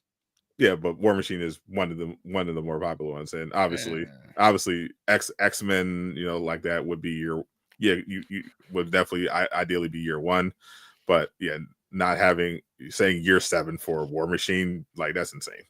Like, yeah, I if you're only having 10 characters a year, I mean, we don't know. I think there's probably 70 characters more popular than War Machine. I mean, we don't know if they're having 10 characters a year. We just know that they're not going to have less than 2 characters per season. Right. So yeah, it doesn't like this is all irrelevant, to be fair. Like, so there's really no point. Am I raising his? Of course. How could I not? How could I not raise her up? Jubilee could be interesting. For sure. Yeah, my tier list of preferred X-Men, it would definitely be like Nightcrawler, Rogue, Gambit, Juggernaut, Cyclops, Jean. Not that high on Jubilee, honestly, but I do like Jubilee. Yeah. You'll be 50 in 7 years. You mean 150? No, I'm looking forward to the year 2 War Machine rollout. It's gonna be lit. I'm gonna mayhem just to make Jay mad. Cool. just to watch Jay rage. I'm gonna have a War Machine. I could literally list 40 characters I would want before War Machine. Bigot. Maybe that's the only reason you want War Machine. I think at this point I want War Machine because it makes you upset. It doesn't really make me upset. I mean, if they did War Machine, it's whatever. I don't like. I literally just used one of my top 3 favorite characters and said I don't see how they do him because he's too similar to other characters, and there are more popular characters that make more sense to do before him. Like I would die if they did a Nova, but like it doesn't make sense to do Nova when you haven't done Captain Marvel yet. Like and he'd be probably too similar to. Like, yeah, there are ways you could do it, but there's just his power set is a little too similar to other characters already in the game, or that absolutely should be in the game before him. I think you should fight for your man, Jay. It doesn't. No, like I can't. There's no world where Nova should be in the game before Captain Marvel. Like, it doesn't make sense. Or does it? No, it literally doesn't.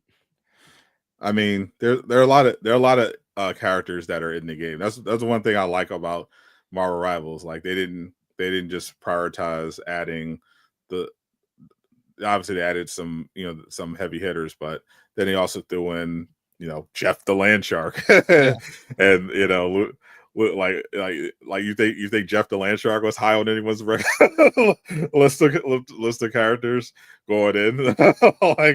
I saw the before the Marvel Rival roster reveal, people throwing all these names out there, Deadpool, Cyclops, Apocalypse, and we got Jeff the Land Shark.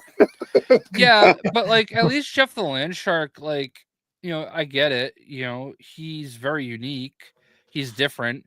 So like, you can only do so many of those characters too, though, right? I mean, we got Luna Snow before we got Iceman. Like, that's there's we know the reasons for that, but like I would rather Howard the Duck before we got War Machine. That's crazy. Jeff is cute. He won people over that, but that's good. I like that they mixed it up. They had some big name heroes and then some smaller name heroes that people grew to love. I think that's really cool. So I trust the team, like they're gonna they're obviously gonna have characters that are not going to be top A-list, that maybe people weren't expecting, but they might end up being fun. Like I still haven't watched this anime, but Hitmonkey, they could add Hitmonkey. Yeah, I saw that was one of those rumored characters, and I don't know. I would not. He's been in some Deadpool stuff. He's interesting. He was in Lego Marvel Superheroes 2 as well. I don't know. I just want the popular characters that we all love. You know what I mean? Like there was that rumor they were trying to make where it was like Paste Pot Pete. Yeah, there is no world where Paste Pot Pete is going to be in Marvel Rivals or should even be considered. Yeah, that would be the same. Big Wheel, definitely. we gotta have Big Wheel, but yeah, Paste Pot Pete, nah, no way. At least Big Wheel is a meme. I think I'm biased, so obviously I just want them to add as many X-Men as possible. Okay, they're obviously never going to do this is never a guest character. This is never happening. But I mean, the correct answer obviously is Batman Ninja. Or Homelander. Yeah, there's like legitimately no shot of that ever happening. Yeah, it's literally never. It's literally never happening. Yeah, that's not how Marvel saw Mortal Kombat. Yeah. Disney is not Disney is not doing it. I mean, I guess maybe you get Darth Vader, but yeah, Star Wars against Star Wars. Yeah, you're definitely not getting. You're not getting Invincible. Yeah, you're not getting competitor superhero shows to Disney Marvel. That's not happening. Yeah, everybody laugh at Elijah. I love Elijah. He's a good guy. When's the next event where we may get gameplay for Rise of Hydra? Let me see. So it's not. The next major showcase hasn't been announced yet. We actually just streamed the Future Game Show. Shout out to them for once again asking me to co-stream. It was a lot of fun. But yeah, that's the last one for a while. GDC didn't have anything crazy. The State of Unreal, I don't think is until the summer. That's when that's the last event where we had Rise of Hydra gameplay. Rise of Hydra hasn't shown up at any of the other shows. There's a State of Play coming in sometime in the spring, but that was just for Borderlands 4. And then there's a PlayStation either showcase or State of Play happening at the end of May. And then we get into summer, the usual summer Game Fest season. PAX East is in May 8th. I don't think it's going to be at PAX East, though. No. I love PAX East, and thank you again to them for hooking me up with a content creator pass for the 15th year in a row. Sure. But it is not what it used to be. COVID just wrecked it. It sucks. COVID. Yeah. No, I think Rise of Hydra really didn't they've only shown up at like 2 events, the D23 for the premiere and then State of Unreal. Like those are the only places they've shown off. So and if they're, I mean, eventually they're going to have to turn up the marketing if they intend to release this year. But yeah, it's kind of unclear where they're going to be at any particular time. Kind of could be anytime, anywhere in the summer. Like that's where I would say look out for just all the usual places and see what's going on with the state of Unreal. I hope it's not delayed, but if they do get it out in December, the expected release of GTA 6 is like October, so they might still be safe there. Yeah, but that is cutting it close. Especially, I think that's the big thing everyone's kind of waiting for. That they're waiting for GTA to confirm the release date, because literally a lot of people are basing their marketing budget and their release schedule around when GTA confirms their release date, because they don't want to release the same time as GTA, because they know like no one's going to be paying attention to anything apart from GTA for probably the first few months. I think one of the things though is that like the marketing doesn't have to be as long as it used to be. Like they have the ability to kind of keep people apprised that hey, we still exist, and then just go heavy, closer to release. You know what I mean? Yeah. I think it's more so definitely depends on the game and the genre, but I think more so it depends on like the quality of the marketing than anything. Like especially if you're releasing into a crowded marketplace, virality is like really important.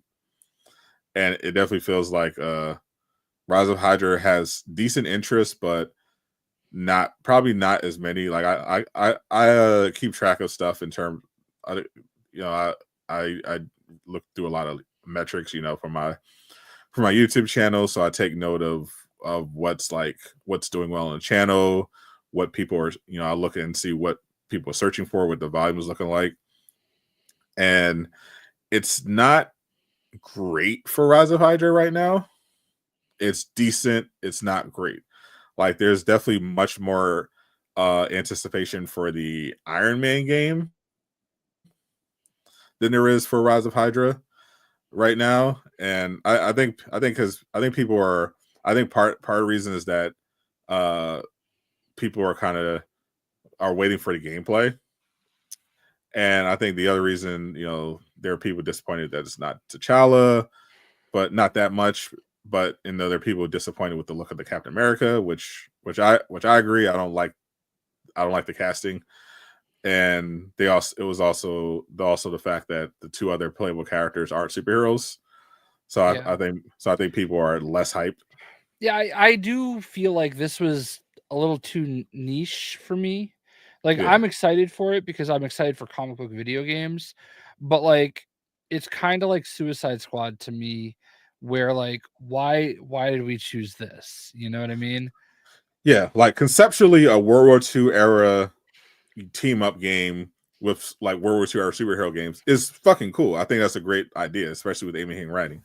But out of all the characters that were, superheroes that were active around World War II, why choose a random Howling Commando in a Dora Milaje? Yeah.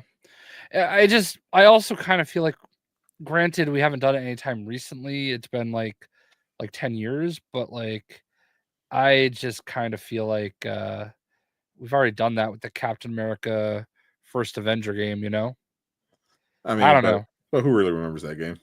No, I get that. And then that's fair. But like, I don't know. I just feel like right now we're looking at this Rise of Hydra. We're looking at this Create Your Own Black Panther.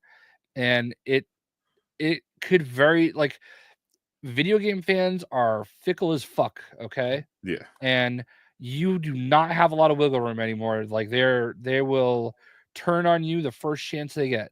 So like it's just wild to me that like we're not picking some safer things that people are also like. If we look at like we say the same thing about DC, Marvel has been fortunate where a lot of their games have just been hit.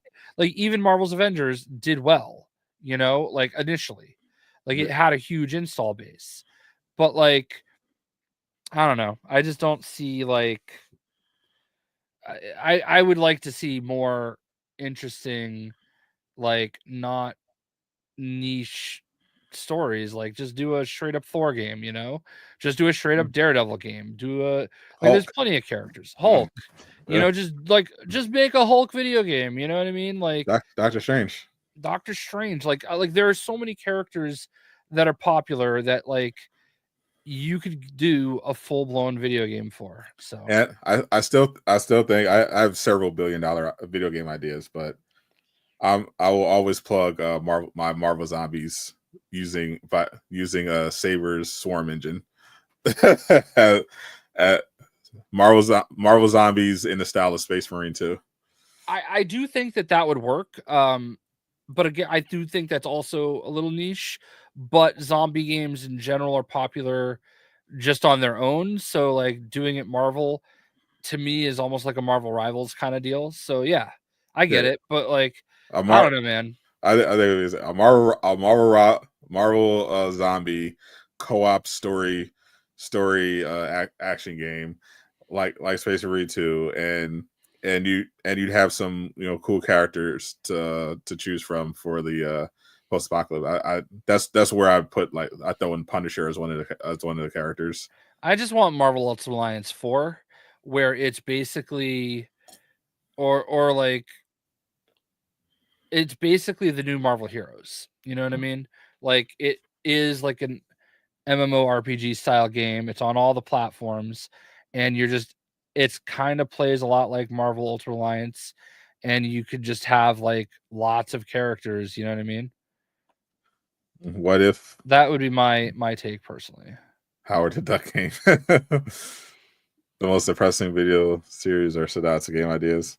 I have the best ideas. My Marvel Rivals, Marvel Zombies, my Green Lantern, multiplayer RPG, action RPG, like in the style of Helldivers. That would be crazy. If studios hire me as a consultant, I will make you money. Yeah, I do feel like there's a lot of really good ideas out there. Yeah, do a better obviously I could help DC the most because they're in shambles. I would tell them immediately, start working on DC Universe Online 2 right now. Like do it like right now. Make it happen. And I would definitely get them on the Superman game. I would personally do Smallville. And I'll get them started on a multiplayer lantern game and a Justice League game. I can get behind all that. I go to Disney and try to get them to do a Nova game for Jay. Nova Corps game for Jay. Dude, I would just be happy with Guardians of the Galaxy 2 where they go looking for Rich because he came up in the game. That would Guardians 2 would be so good. Fucking embrace her. It's such a shame that game didn't sell 20 million copies. Yeah, it was such a good game. That was the best. But I can't. I want to play all the. That is exactly what I'm talking about with how fickle these people are. Yeah. But I don't want to control the other Guardians. I want to play as them. I think it was definitely a mistake, but I think sure. But I don't think it. But I think that decision probably took the game from like a 10 out of 10 to a 9 out of 10. Like I just feel like there are so many people that like they can't just look at it and say that's not how I would have done it, but I really love these characters and the game looks fun, so I'll give it a try. It was great. Like because the issue with Guardians is the story is the best story in a game I've ever played. The story was a fucking masterpiece. Definitely the best superhero story I've ever played. Better than all the James Gunn Guardian movies. Like it was just better than most of the MCU movies. Like it was fucking cinema.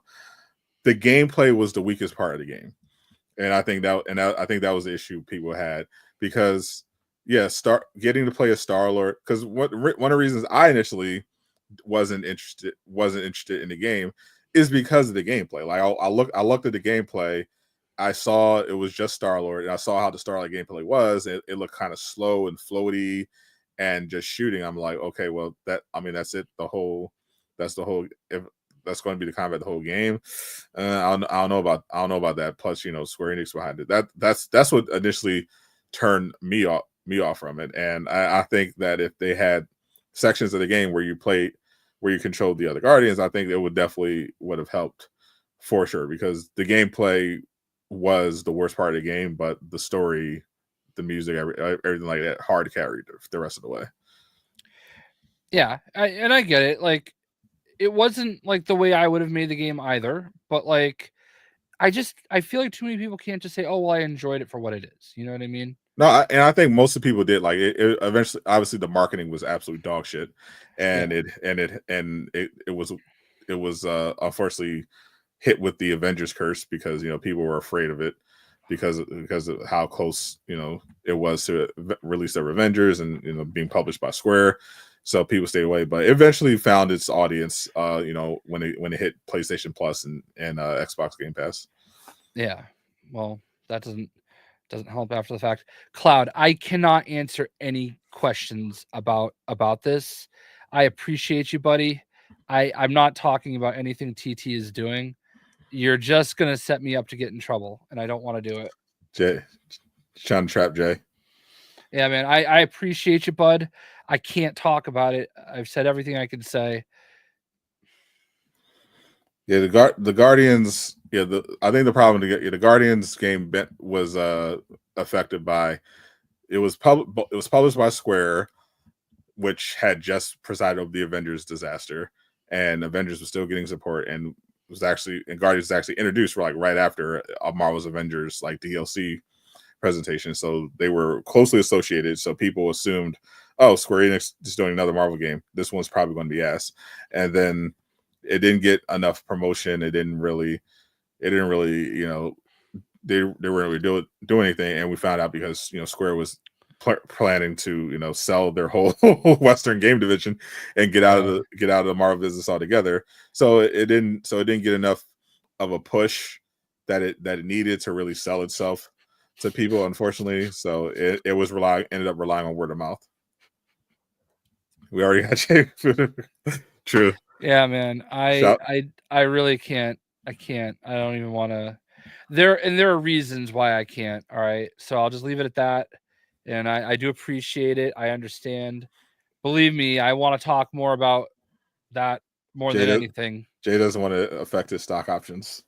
I don't want to affect my access. Like I just, there's a reason why there was that article that came out that talked about, WB Games and what's going on with them. And there were mentions of TT.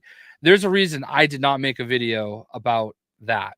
Okay. Yep. Because I can't, I can't, I don't want to put myself in a bad position. Mm-hmm. One of the things that keeps me getting opportunities is that I can be trusted, and I'm going to continue to be trustworthy. So, and I that's just all there is to it. That's why Jay's unable to talk about the Lego Elon Musk game that is in development. Yeah, right. That one's going to be very interesting. Well, Jay, we appreciate your ethics. Jay keeping his ethics tight. So mainly so we can keep getting free stuff. Listen, when you get to go out on these trips, it's worth it to be ethical. Yep. Shilling is definitely the way. It's not even that. It's just I'm not Jeff Grubb. I can't leak everything I know and then have people say, oh, but we still need him for legit purposes, Yeah. True. As famous and successful as Jeff is, he's not getting flown out. I mean, he still gets to play all the games. So I just used him as an example because winning. I've seen him places before, So hopefully Miller can be bigger than Jeff Grubb. Yeah. Can you at least talk about Lego Concord? Yeah, let's just keep creating the fake Lego games. Lego Talk about all the fake Lego games. Lego Concord is crazy. I just realized April Fool's is coming up. Oh boy. I have had some very notoriously famous Lego or like April Fool's videos. Everybody still talks about my Lego Deadpool video. Should I? Yeah, I don't know. I don't know if I'm going to do one. I haven't done one yet. I'll be honest with you. I think this year might go pretty hard. Because there has been such a gap. But like then I feel like when I do it, it makes it harder for them. Hold on. I mean, I don't make very believable like cases, but like one year I did talk about the Lego Squirrel Girl game where I just basically made fun of her the whole video, talking about how stupid the game would be. But yeah, there was a Lego Deadpool video I did once that a lot of people reference. Nah, I don't know what, but should I do I can't, because I was thinking of what I could do. The obvious one for my channel would be like a Marvel's Avengers one, but we literally had an actual report about Marvel's Avengers game. I knew Avengers game being in development, so it's crazy. Yeah, have to come up with a new one. Maybe I'll make a fake trailer for a fake upcoming game. and release it on April 1st. Yeah. And then the end credits, like what's the very end of the trailer, instead of like the date or whatever the title, it'll just say April Fool. 2025. Lego Deadpool. I actually had to make like an apology video. Oh boy. That was 2017. 206,000 views. Nothing for old Jay. Yeah. Dude, I have a video like Jesus, looking back, like Lego Marvel Superheroes, I can't even stress how crazy that era was. Like I have a video on here, Deadpool parachutes almost across the map with 581,000 views. And I only did that video because somebody in the comments said that I should do it. Because I think there's a spot on the map in that game where you unlock Taskmaster, and it's all the way in one end of the map on a platform in the sky. And it started with somebody saying, you should see if Iceman can slide all the way across the map. And I did that. And then people said, oh, you should do this. You should do this. You should do this. And like, it was just crazy how that all ended up working out. So Jay couldn't miss back then. I really couldn't. Let's see that Lego Iceman video. It's waiting for the next Lego game to come back around. Seriously. That's gonna be late. I think Jay hasn't told. I haven't heard anything from Jay about it, but I think there's definitely a decent chance we get some kind of reveal in 2025 for sure.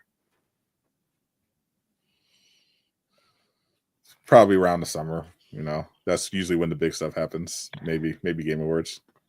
Yeah, I don't have like any exact information, obviously, that I can say, but I think we're closer to getting it than we're not.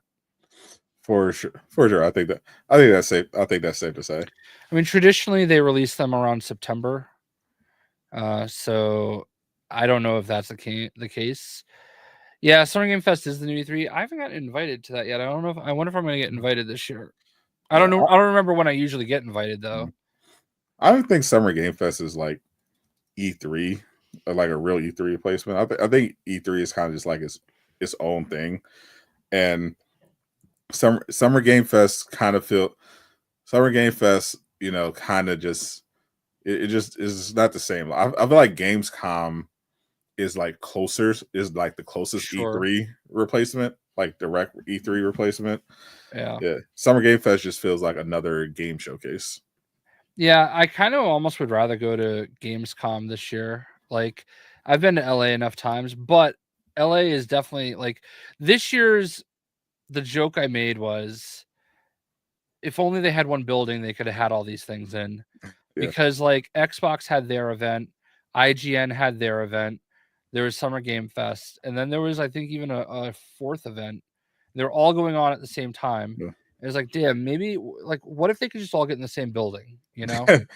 Yeah, it's fun. It's fun going back and forth through all of it. But yeah, I was like, it's like you had the PlayStation State of Play, and then you had Summer Game Fest, you had Xbox Showcase, you had Ubisoft Forward, you had the Capcom Showcase, you had the Unreal Showcase. like, you have Nintendo doing their thing. Like you have all these individual shows now. Yeah, and I just hate it. I feel like I understand that like I've had conversations about this.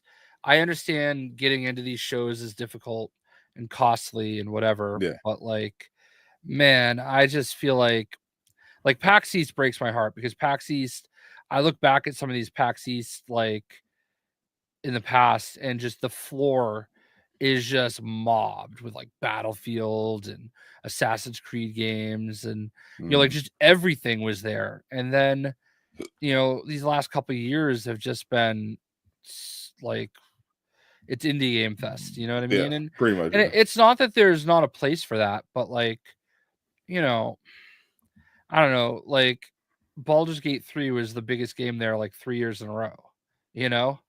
And I do appreciate that Pokemon still shows up, Nintendo to a lesser extent. Um, but like, man, it sucks because like to me I always felt like PAX East was the warm up for E3, and then you had PAX Prime as kind of like an almost end of year kind of thing, and it would have been. I just don't know how. I don't know how they get it back. I think PAX. I worry that PAX is going to go the way of E3 at some That's that. point. You know, That'd be awesome. I the mean, we'll see. I mean, we'll see. We'll see if the indie scene can keep growing. I mean, the good news is people in Boston love PAX, so they still keep coming out, even though like all the big guns aren't there as much anymore. Like it's still really packed. There's still a lot of people, so Yeah, I love that. But I think there's definitely an opportunity if like smaller because there are a lot of smaller games that I think are going to make that have been and will continue to make a big impact.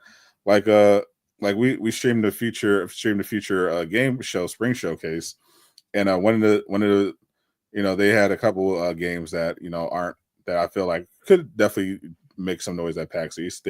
They aren't big, they aren't like from massive studios, but I think they could be good. Like Expedition 33 and Kingmakers. Kingmakers I think was my favorite thing they showed. I forgot about the game. It's the medieval game where you go back in time and you've got like modern weaponry and you're you're fighting in this medieval war, when everyone's got shield and swords and you're riding around with like a fucking tank and a machine gun.